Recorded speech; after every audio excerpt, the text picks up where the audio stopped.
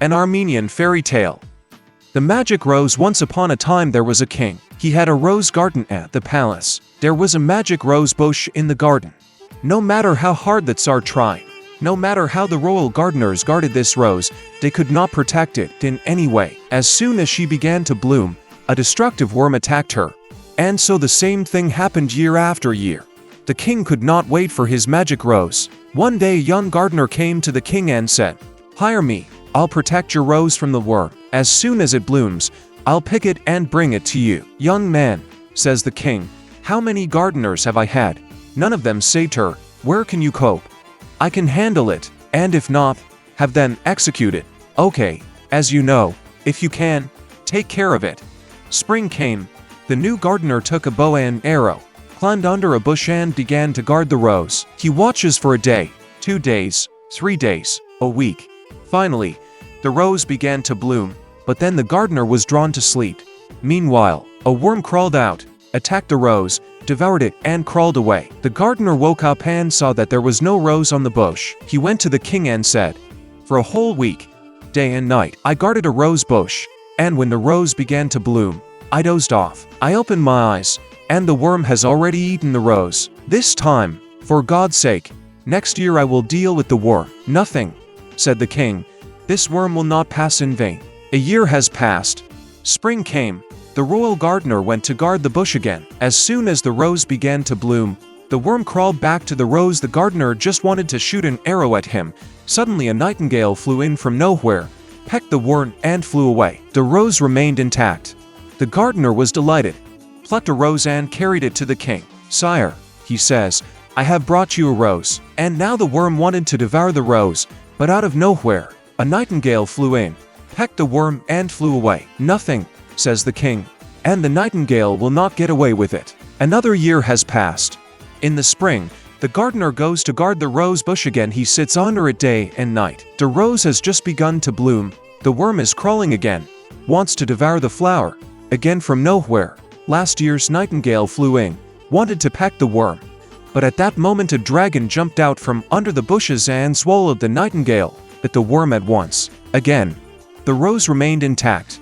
The gardener was delighted, plucked a rose and carried it to the king. "Sire," he says, "now, as last year, a worm came crawling in, wanted to devour a rose. A nightingale flew out of nowhere and just wanted to call the worm, when a dragon jumped out from under the bushes, attacked the nightingale and the worm, and swallowed them both. Here's a rose for you, safe and sound." "Nothing," says the king, "and the dragon will not get away with it." Another year has passed.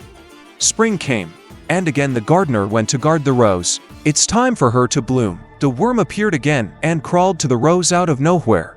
A nightingale flew in and just wanted to peck the worm, when a dragon jumped out from under the bushes and swallowed both the nightingale and the worm. The gardener pulled the bowstring and shot an arrow at the dragon. The dragon spun, bled to death, and died. The gardener plucked a rose and took it to the king. "Sire," he said, "the worm appeared again, wanted to devour the rose. The nightingale flew in, wanted to peck the worm. The dragon jumped out from under the bushes, attacked the nightingale and the worm, and swallowed both at once. As soon as I saw this, I pulled the bowstring and put the dragon down on the spot."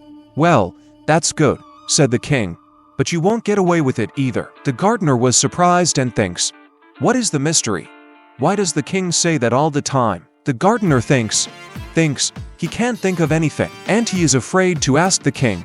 What if the king gets angry? The gardener decided to wait and see what would happen next. In the rose garden, the king had a marble pool where the king and queen sometimes swam. One day, a gardener climbed a tree that grew next to the pool. He wanted to cut off the dried branches. Suddenly he sees the queen and her maids came to the pool to swim. The gardener became timid and stayed in the tree. "I'll wait," he thinks. "The queen will bathe, leave, then I'll cry." The queen undressed, entered the pool, bathed, went out, began to dress, looked up and saw the gardener. She didn't say a word, went to the palace and told the king everything. "You know, I went to the pool to swim, took a dip, got dressed and was about to go, when suddenly I saw a gardener on a tree.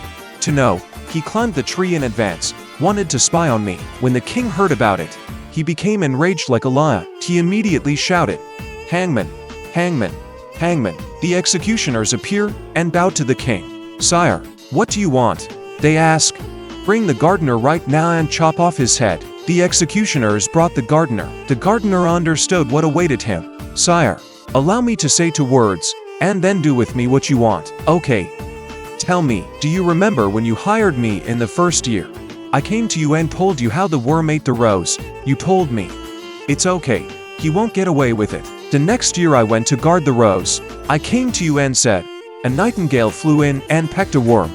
Even then you answered me, nothing, and he won't get away with it. In the 3rd year, when I came to you and told you that a dragon jumped out from under the bushes and swallowed a nightingale and a worm, you again say, nothing, and he will not get away with it. On the 4th day I came and told you, I killed the dragon, and you said to me, it's okay, and you won't get away with it. And it really didn't go away for nothing. Your words came true if you wanted to take my head off for nothing. Today I tell you, that Tsar will not get away with it. King heard the gardener's wise answer and pardoned him. To be continued. Subscribe so you don't miss it, and you can also like it.